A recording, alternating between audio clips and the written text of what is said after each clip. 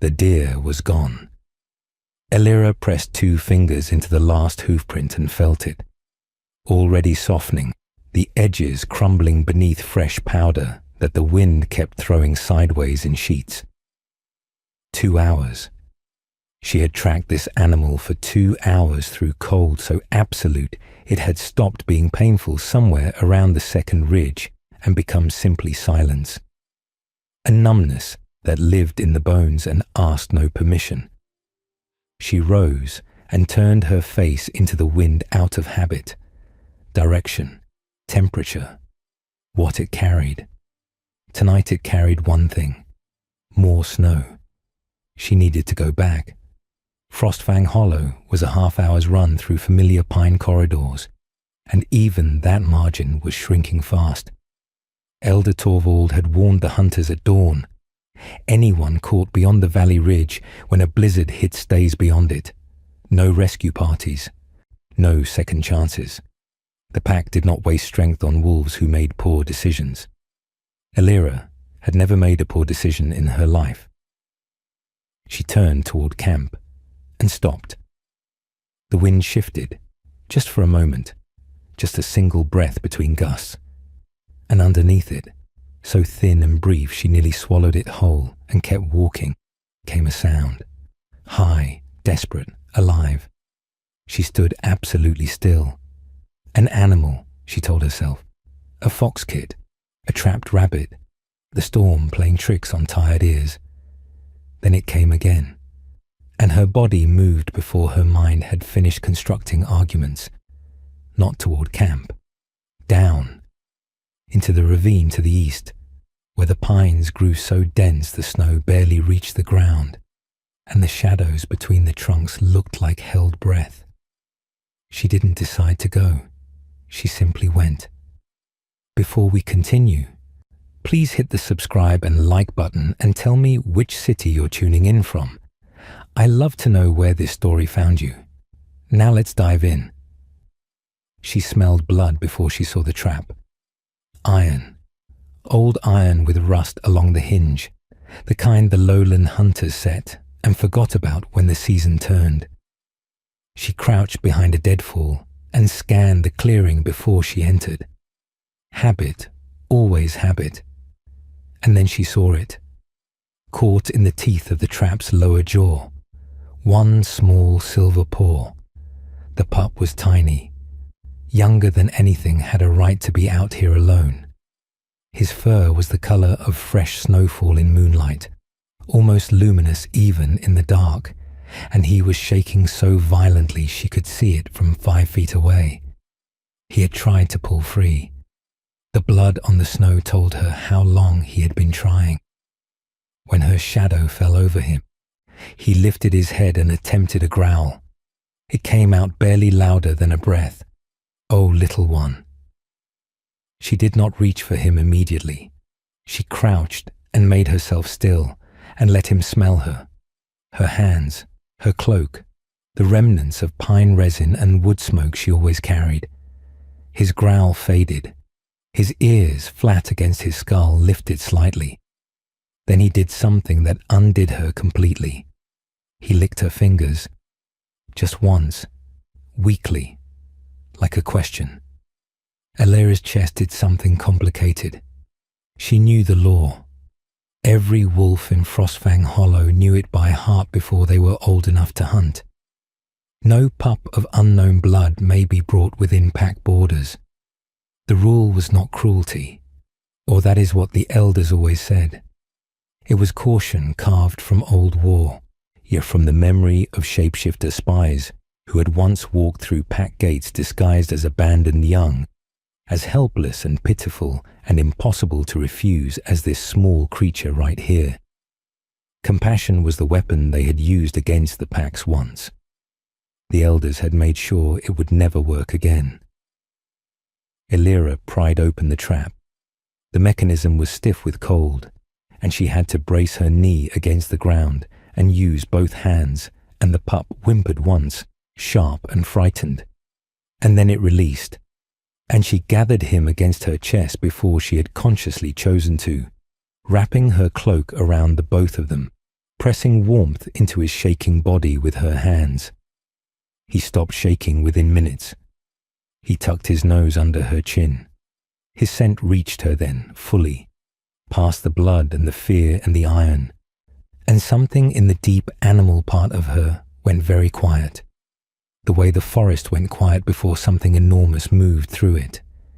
His scent was wrong for a stray, wrong for a rogue. It was old, layered in a way that made her think of high stone halls and banners she had never seen, and power that had nothing to do with Frostfang Hollow. She did not understand it. She stood, pulled her cloak tighter around him, and looked once toward camp.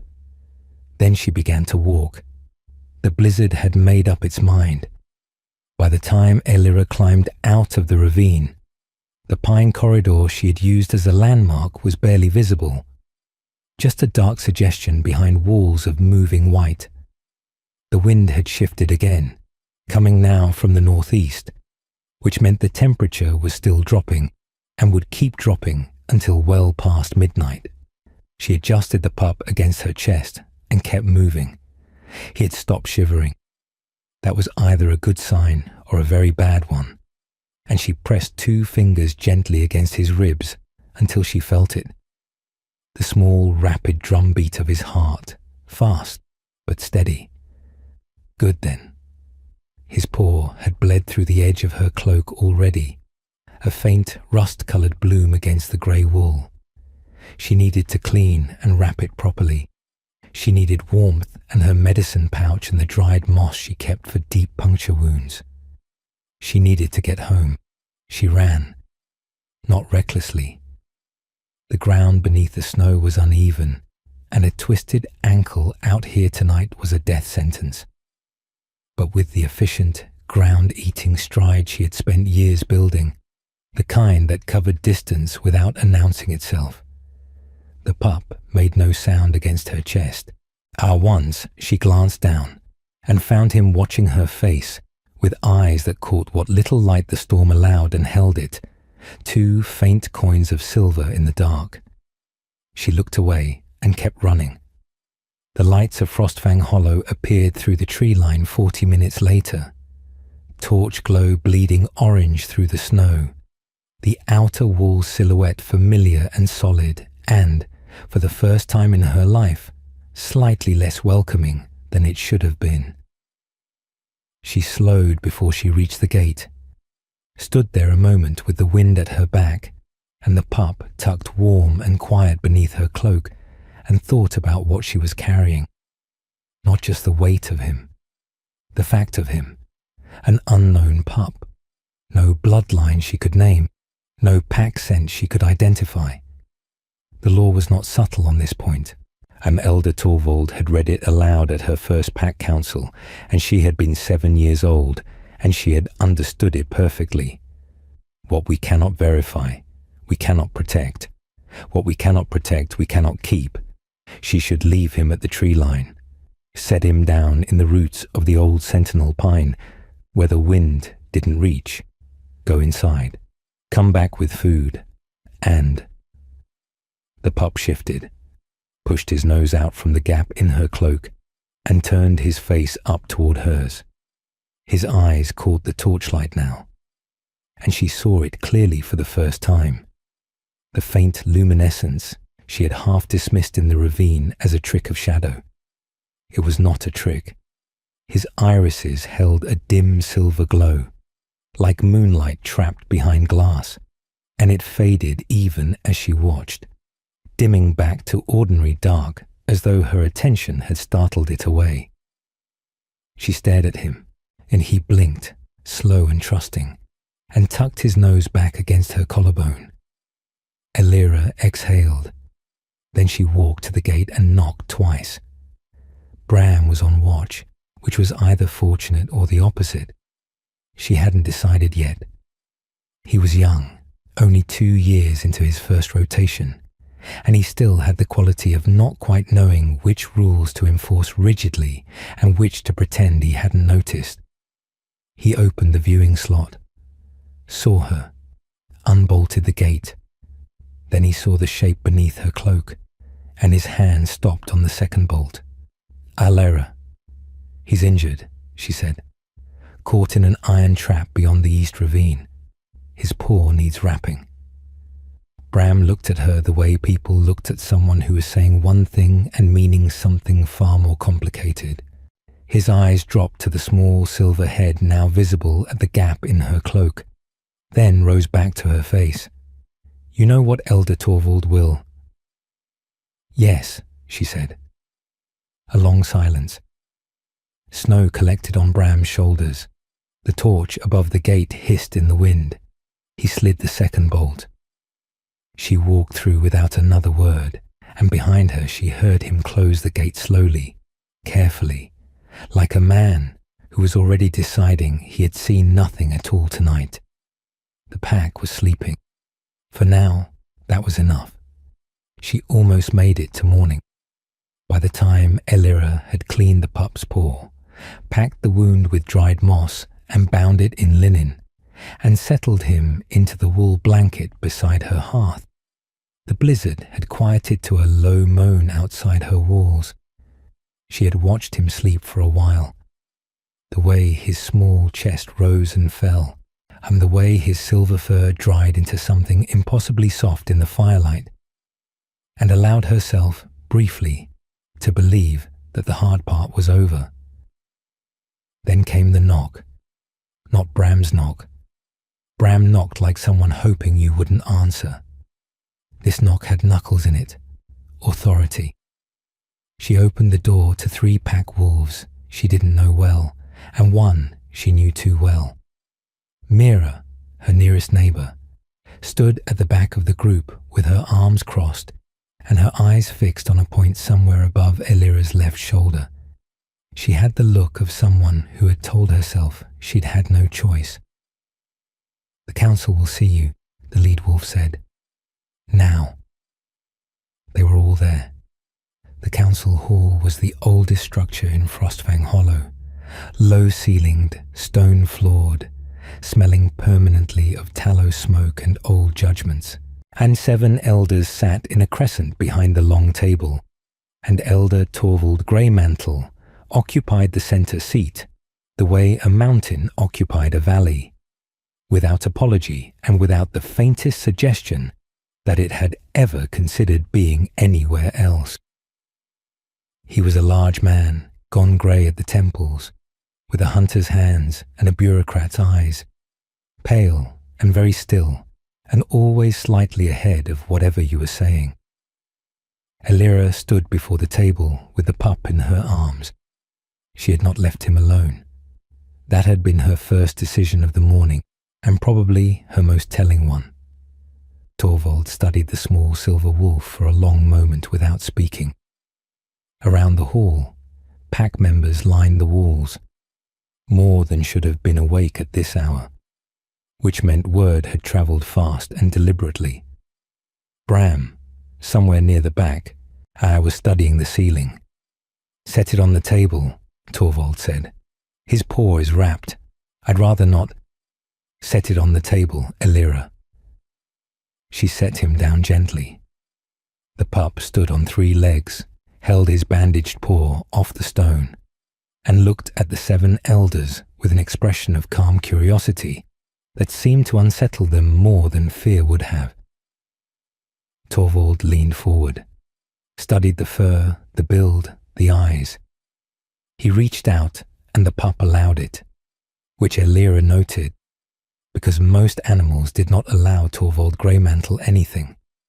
Unknown bloodline, he said finally. He sat back. No pack scent I recognize. He was alone in the East Ravine, Elira said, caught in an iron trap. He would have been dead by morning. Perhaps, said Elder Voss, a narrow woman on Torvald's left. That was the intended outcome. Murmurs moved through the hall like wind through grass. Rogue spawn, someone said near the wall. Or worse. Voss folded her hands on the table. You are all young enough to have learned the old wars from stories. Some of us learn them differently.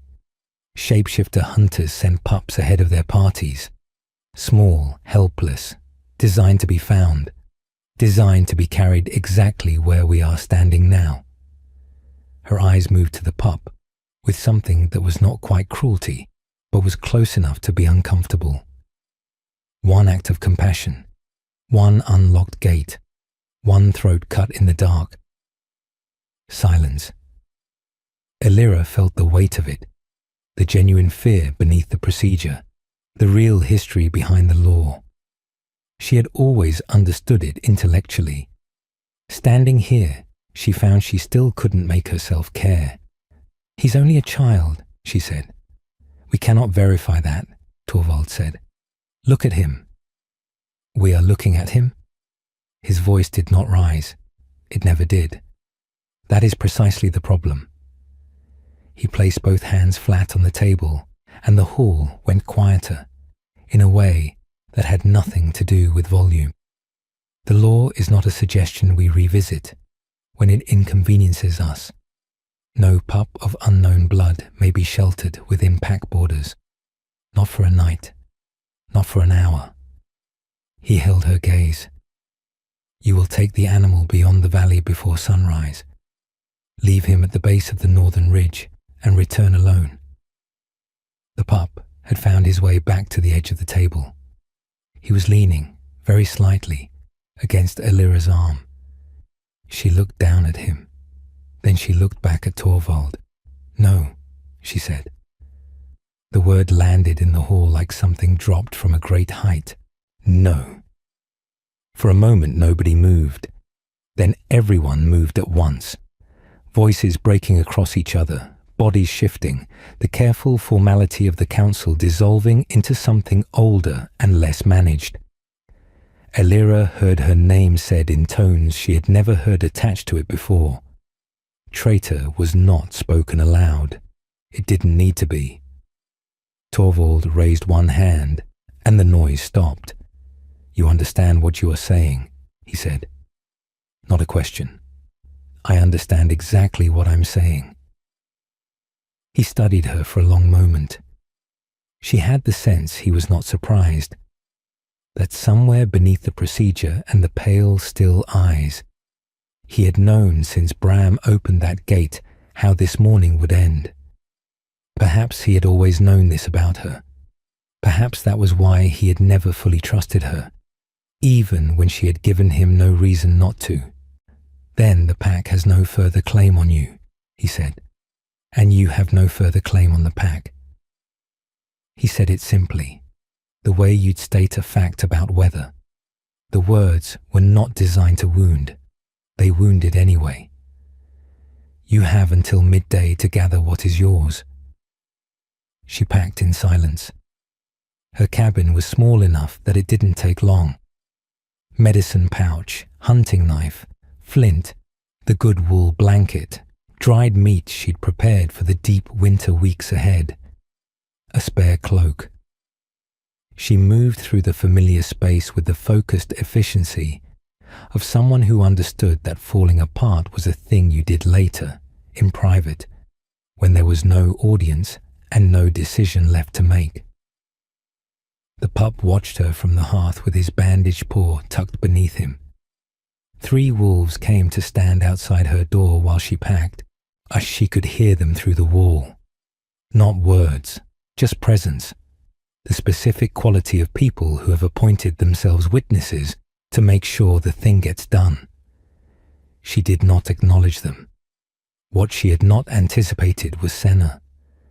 Her oldest friend appeared in the doorway when the packing was nearly finished, slight and dark-haired, and wearing the expression of someone in genuine pain, trying very hard to look merely concerned. They had grown up in adjacent cabins, had learned to track together, had sat through the same council lessons, had once spent an entire winter night lost on the eastern ridge, and emerged from it the kind of friends that don't require much maintenance. Senna looked at her, then at the bag on the floor, then at the pup. She took one step into the cabin, then stopped. Something moved across her face. Intention, and the death of it. Her eyes dropped to the floor. "Senna," Elira said quietly, I can't." The words came out barely above a whisper. "Elira, I have children here. I know. The law. I know." She crossed the room and gripped her friend's shoulder once, brief and firm. "I know." Senna didn't look up as she left. The walk to the gate took 4 minutes and felt considerably longer. Wolves lined the path on both sides. Not a formal assembly, just the pack arranged the way packs arrange themselves when something significant was happening, drawn by instinct and proximity and the particular pull of witnessing. Some watched with hard eyes and set mouths, the ones who had decided that the law was the law and sentiment was how packs died. Others watched differently, with their gaze slightly averted, or their jaws a little tight, wearing the uncomfortable look of people who had voted for something they were no longer entirely sure they believed in. Elira looked straight ahead. The gate opened. She walked through. Behind her, she heard it close. Not the dramatic boom she might have imagined in another version of this moment, just the solid, mechanical sound of iron bolts sliding home, indifferent and final. She kept walking until the wall was behind her and the mountain was ahead and the snow was clean and unmarked in every direction.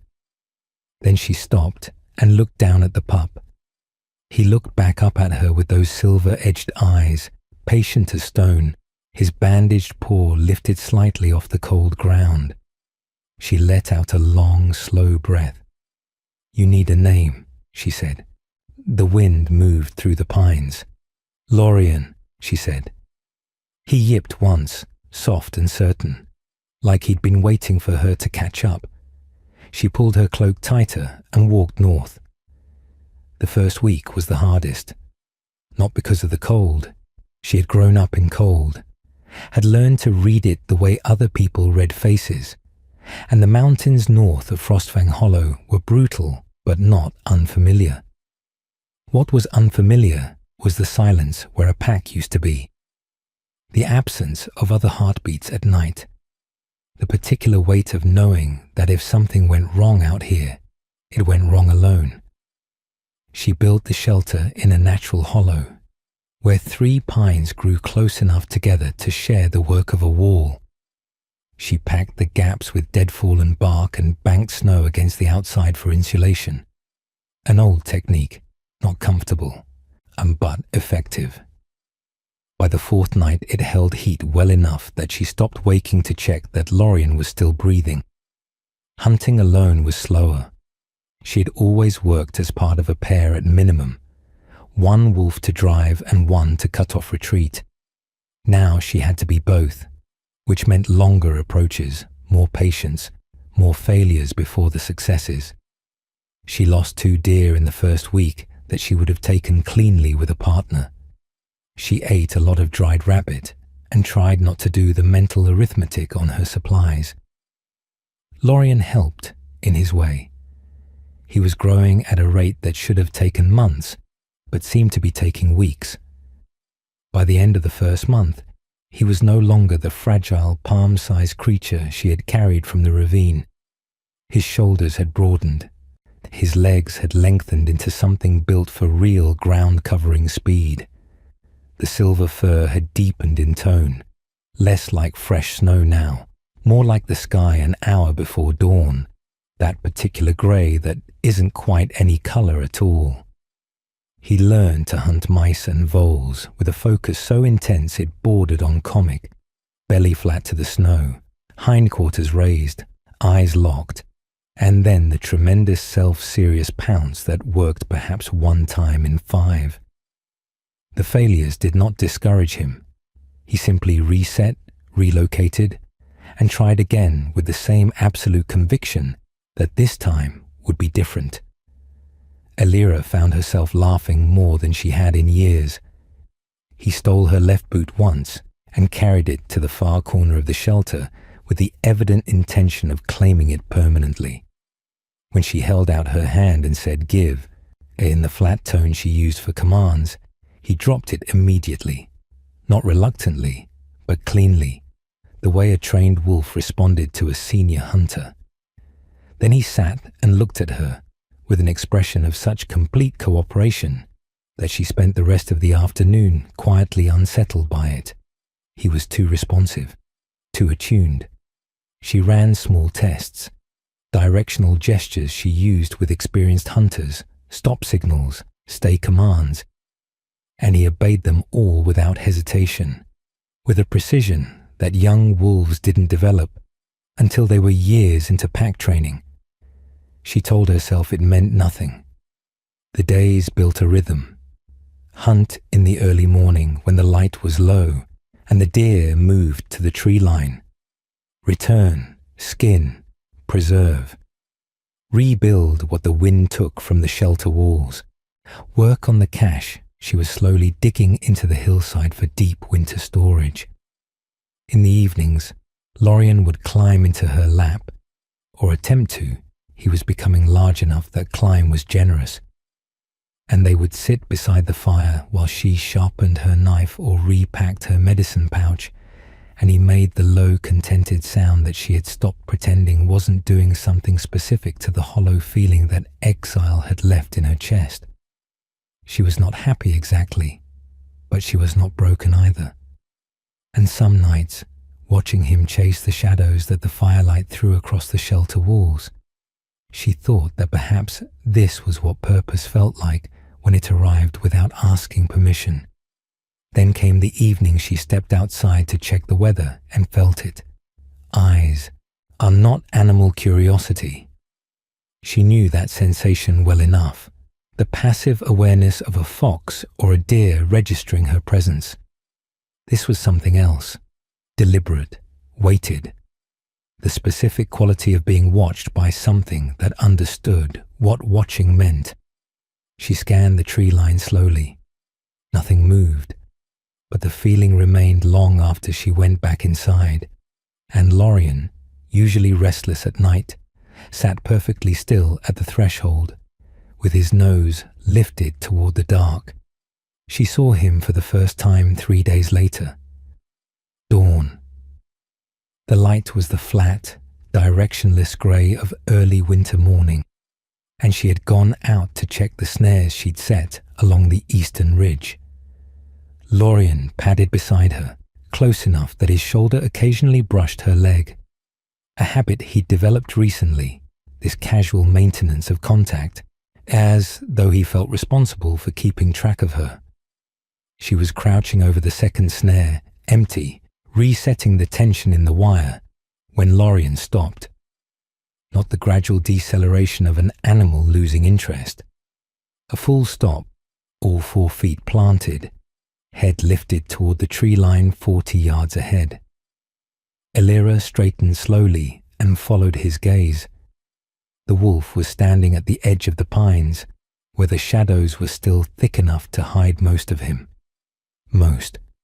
What the shadows could not conceal was the size, an enormity that her mind initially refused, rationalizing it down to a trick of the light and the angle, until she shifted her position slightly, and the scale became undeniable. He was the largest wolf she had ever seen, larger than any wolf she had heard of. His head alone was level with her chest, and he was not close. His coat was black in the way that deep water was black. Not an absence of color, but a presence of depth, something that went further down than it had any right to. And his eyes, gold, not the pale amber common to mountain wolves, a deep, saturated gold, like firelight held inside glass, and they were fixed on her with an intelligence that made the hair on the back of her neck stand up in a way that had nothing to do with cold. She reached for the knife at her hip without looking away. He didn't move. She took one slow step to the left, putting herself between him and Lorien. The movement was instinct, the same instinct that had crouched over a trapped pup in a ravine before her mind had caught up with her body. Lorien made a small sound behind her, not fear, something closer to the opposite. She kept her eyes on the wolf, and her hand on the knife and waited. He watched her. A minute passed, perhaps two. The wind moved through the pines above them and disturbed nothing below. He stood with the absolute stillness of something that had never once in its life needed to prove itself through movement, and he watched her with those gold eyes, and he did not come closer. Then he turned and walked back into the trees. No threat display, no territory marking. He simply left, the black coat dissolving into shadow between the trunks until there was nothing there at all, and the forest looked exactly as it had before, and Elira stood with her knife half drawn and her heart doing something irregular in her chest. Lorien pressed his nose against the back of her knee. He came back the next morning, same position, same stillness, same gold eyes tracking her movements across the clearing with an attention that felt less like predatory calculation and more like, she didn't have a word for it, study perhaps, assessment, the way you watch something you were trying to understand. She did not reach for her knife the second time. She still watched him back, just as carefully, and she still kept herself between him and Lorien. But the specific quality of her alertness shifted. Less the tension before a fight, more the tension before a conversation. When you are waiting to understand what kind of exchange this is going to be. He came the third morning, and the fourth, and by the fifth she had begun to notice the pattern. He appeared at dawn. He stayed for somewhere between 10 and 20 minutes. He never approached. He never threatened. And he was always watching Lorien. What she couldn't reconcile was Lorien's reaction. The pup was not afraid. That alone was strange. Lorien was sensible about genuine threats, would tuck close to her side when unfamiliar wolves passed within scenting distance of their territory. But when the black wolf appeared, he became animated in a different way entirely. Bright-eyed, ears forward, a restless, eager energy running through him like a current, held in check only by some instinct Elira didn't fully understand. Once, he took 3 steps toward the tree line before she said his name. He stopped immediately, came back, but he kept looking. On the 7th morning, Elira made a decision. She crossed the clearing. Steady pace, no threat display, eye knife sheathed. The approach you used when you wanted to communicate that you were not the danger in this situation, but you were also not prey. 20 yards, 15. The gold eyes tracked her without alarm. 10 yards. The black wolf held her gaze for one long, unreadable moment. Then he turned and walked into the forest and was gone. Elira stood at the tree line alone. Behind her, Lorien made a sound she had never heard from him before, low and resonant, too large for his chest, older than anything a pup his age should have been producing, almost like a name. 300 miles south, a king was losing his patience. The war room of Moonspire Citadel occupied the entire top floor of the fortress's eastern tower, and on a clear day you could see 4 mountain ranges from its windows. Tonight, the windows were dark, and the maps on the long table had been there so many days their edges were beginning to curl. And High Alpha Kayla Varin had not slept in any meaningful way since the 3rd morning after his son disappeared. He stood at the head of the table with his hands flat on the map and his eyes moving across the terrain markings with the focused intensity of a man who was refusing, through sheer will, to arrive at the conclusion the evidence kept pointing toward. "The Northern Pass search," he said. His chief scout, a weathered wolf named Aldrich, did not look up from his own section of the map.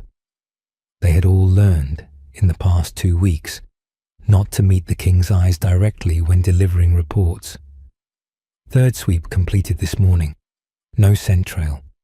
The blizzard that came through on the 14th appears to have... I know what blizzards do to scent trails, Aldrich. Yes, my lord. Silence. Kaelor Varin was not a man who inspired descriptions of warmth. He was tall in the way that made rooms feel smaller, broad through the shoulders in the way that came from actual use rather than appearance, and his face had the quality of having been weathered into its current arrangement by years of decisions that carried real weight. He was 34 years old and looked both younger and considerably older, depending on the light. Right now, in the torchlight of the war room, he looked like something close to dangerous. Expand the search radius, he said, north and east. Every valley, every ridge, every abandoned shelter within 4 days' run of the last confirmed sighting. My lord, the men have been... Expand it. Aldrich nodded and said nothing further. The story of how the Alpha King's heir had come to be lost in the northern mountains was not a story Kaelor told. His advisors knew the broad shape of it. A journey disrupted, an escort separated in the storm, a pup gone from a camp that should have been secure, and they had learned not to probe the details. What they understood, collectively and with great clarity, was that the boy was everything. Kaelor's mate, Selara, had died the night their son was born. It had been a hard birth, a long one, and she had held the pup for 3 hours before the bleeding took her. 3 hours was not long. Kaelor had spent years since then doing the arithmetic of it, how much she had known him in that time, whether 3 hours was enough to leave a mark that would last, or whether the boy would grow up carrying something of her without knowing where it came from. He believed he would. He had named the pup Lorien, after the northern star his mate had always navigated by. The boy had her eyes. That was the part Kaelor did not allow himself to think about in company, because there was nothing he could do with it that was appropriate for a king in a war room surrounded by scouts and advisors. His son had her eyes and her particular quality of stillness, and the same way of watching things that suggested he was absorbing more than he appeared to be, and he was the only piece of Selara that the world had not yet taken. Kaelor had kept him close for 2 years because of this. He had failed at the one moment it mattered. Find him, he said to the empty room, long after the scouts had filed out. 6 days north, while Lyra was becoming concerned. Lorien, her Lorien, the silver pup she had carried from a ravine in a blizzard, was no longer small by any reasonable definition. In 2 months, he had grown to the size of a full-grown wolf, his shoulders reaching her hip, his paws leaving impressions in the snow that she could fit both her hands inside. His strength was disproportionate even to his size. She had watched him move a fallen pine that had blocked the path to her snares, shouldering it aside with the focused ease of something that didn't fully understand why the task should be difficult. She told herself it was a northern breed, an unusual lineage. She was running out of ways to believe that. The royal scent she had noticed in the ravine had deepened with him, more distinct now, layered with something she still couldn't name. But that made her instincts go very quiet in the way they did before something significant happened. She was returning from the eastern snares on the 8th morning after the Black Wolf's last appearance, when Lorien stopped on the path and turned south. His nose lifted. His whole body went still in a way she had never seen from him. Not the playful pre-pounce stillness, not the alert watchfulness he used for strangers. Something older, something that recognized what it was sensing. In the valley below, between the tree line and the frozen river, 3 wolves were moving fast through the snow, tracking north, toward her cabin. She didn't sleep. She had sent Lorien inside at dusk, and barred the cabin door, and sat with her back against the wall and her knife across her knees, and listened to the forest the way her father had taught her. Not for sounds, but for the absence of them. The owls went quiet first, around the second hour of full dark, then the foxes, then the small shuffling movements of the animals that lived in the deadfall along the northern edge of the clearing. Silence, complete and deliberate, pressed against the cabin walls. Then the growl, low and coordinated, not one wolf but several, spread across different positions, which meant they had taken the time to surround the clearing before announcing themselves. Professionals then, not scouts, hunters. She was on her feet before the second growl finished. Lorien stood at the door, in the fur along his spine raised in a ridge, his body filling more of the doorway than it had any right to. She put her hand on his flank, steady, and he held, trembling with the effort of it. She lifted the bar and opened the door. There were 5 of them. They stood at the clearing's edge in a loose arc, human form, wearing the deep charcoal travelling cloaks of Moonspire's royal guard. The torches 2 of them carried threw orange light across the snow and made the shadows between the pines jump and shift. The lead hunter was a woman, tall, sharp-featured, with a particular economy of movement that came from years of tracking things that didn't want to be found. She looked at Elira. Then her eyes moved to Lorien, standing at Elira's side. "We are searching for the Alpha Heir," she said. Her voice carried the flat, a careful neutrality of someone who had rehearsed this conversation for many versions of how it might go. A silver wolf pup, approximately 2 months. She stopped. Lorien had stepped forward into the torchlight. The hunter's carefully maintained neutrality lasted perhaps 2 more seconds. Then it didn't. She went pale in a way that had nothing to do with cold, and the hunter to her left made a sound that was not quite a word, and the one holding the right torch took an involuntary step backward. They could smell him. Elira watched the recognition move through them like a current, the scent hitting first, then the colouring, then the eyes, and the accumulated weight of all 3 arriving at a conclusion that clearly none of them had genuinely expected to reach tonight. "That's," the left hunter started. "Ah, yes," the lead hunter said quietly.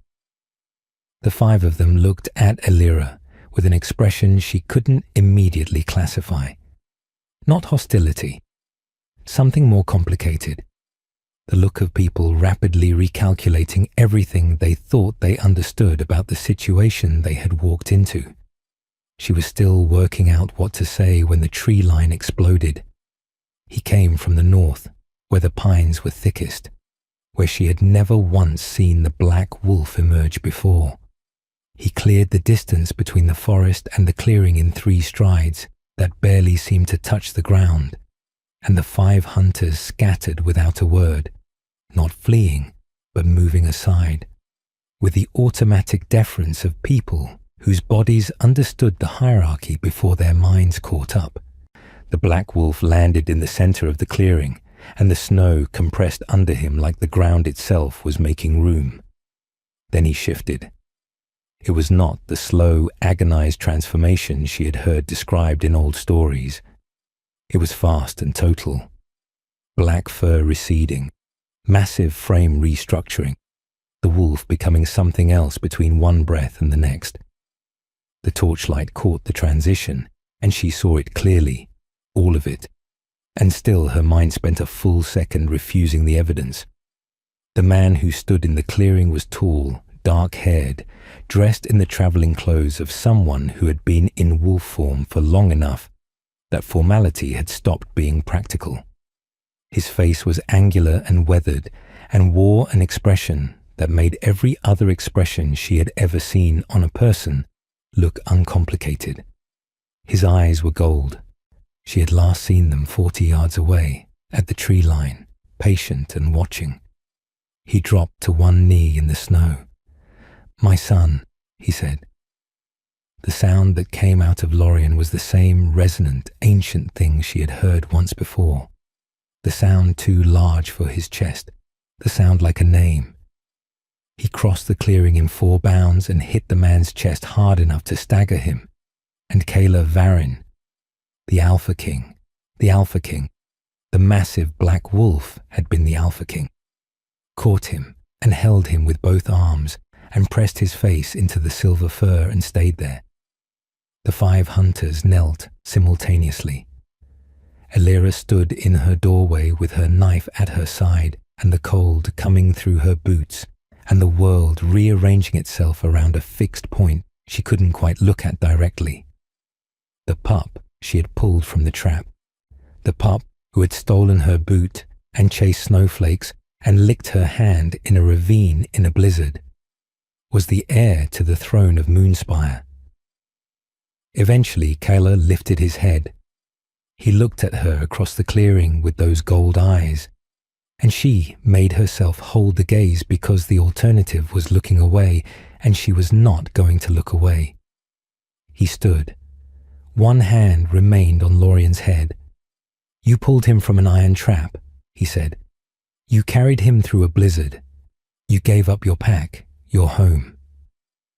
He paused, and something moved across his face that the torchlight wasn't bright enough to fully illuminate. "You kept him alive and safe for 2 months in the northern wilderness, alone." She said nothing. "You saved the royal bloodline," he said, "when every law you lived under told you not to." The clearing was very quiet.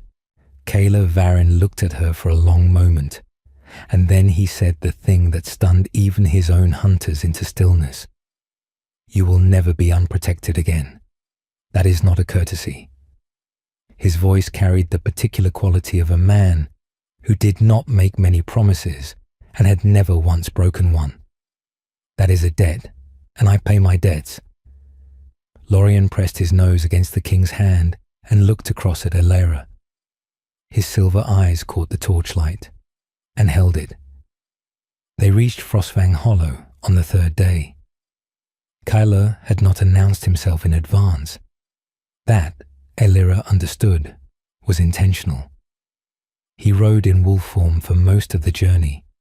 She had learned, in those 3 days of travel, that he did this when he was thinking, when the human shape felt too small for whatever was moving through him. His hunters flanked them at a respectful distance. Lorien moved between Elira and the king with the satisfied air of something that had always known this arrangement was inevitable and was simply pleased that everyone else had caught up. She had not yet decided what to do with any of it. The gates of Frostfang Hollow opened before they reached them. Word had travelled faster than the party, apparently. Someone on the outer watch had recognized the royal guard markings, and the news had moved through the pack in the way news always moved through small, frightened communities, instantly and with significant embellishment. By the time Carlos shifted back to human form at the pack's entrance, the entire Elder Council was already assembled in the yard. Torvald stood at the front. He looked at the king, and then at Elira, standing at the king's right side, then at Lorien pressing his shoulder against her leg.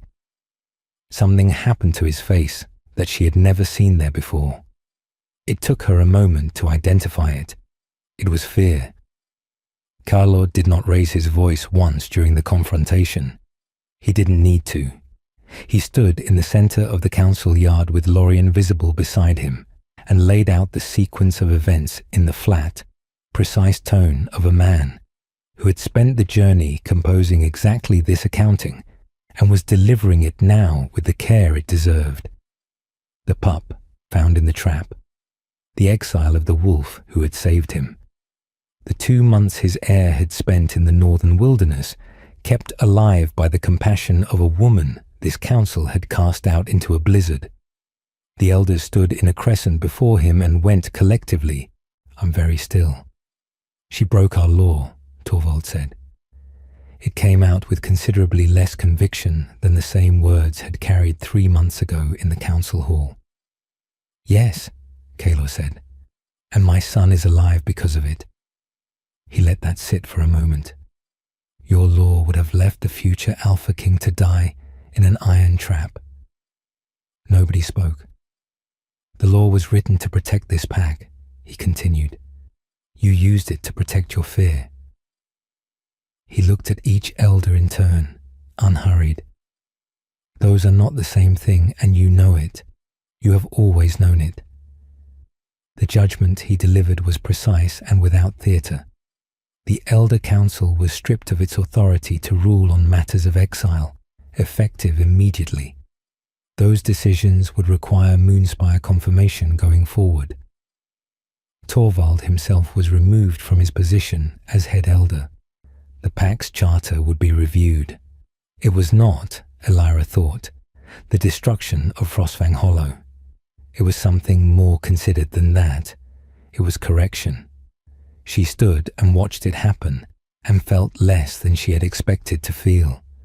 The anger she had carried north through the snow 3 months ago had apparently spent itself somewhere in the wilderness, burned through by the more immediate requirements of survival and the strange, uncomplicated satisfaction of a life that had become, against all reasonable expectation, her own. Kaelor made the offer that evening. They sat in the pack's meeting hall, just the two of them, Lorien spread across both their feet with the boneless contentment of an animal who had decided this was permanent. And he described the position plainly. Royal Protector to the Alpha Heir, a residence at Moonspire. Work she was suited for, he said, with the directness she had come to expect from him in 3 days of travel. You've already been doing the job, he said. I'm proposing to make it official. And Lorien, she asked. They both looked down. Lorien had his chin on her knee and was looking up at her with the expression he deployed when he wanted something and was reasonably confident he was going to get it. Kaela's mouth did something brief that she was beginning to recognize as the closest he came to a smile. He refuses to leave your side. I've accepted this. She looked at the pup, who was no longer a pup. The future king of Moonspire, the heir to an ancient throne. The creature who had once stolen her left boot and considered it a reasonable decision. All right, she said. Years later, and when Lorien stood at his full height and cast a shadow that made grown wolves step aside, he would still tell the story. Not in formal halls or royal addresses, in smaller moments, around fires, in the quiet after hunts, to the young wolves who hadn't yet learned to distinguish between strength and hardness. He would tell them about the blizzard and the trap, and the woman who had stopped walking toward safety and turned toward a sound instead, about the pack that called mercy weakness, about the wilderness winter that had been, despite everything, the truest home he had ever known. And he always ended it the same way, in the same words, because some truths wore better plain. Fear builds walls, he would say. Mercy builds kingdoms.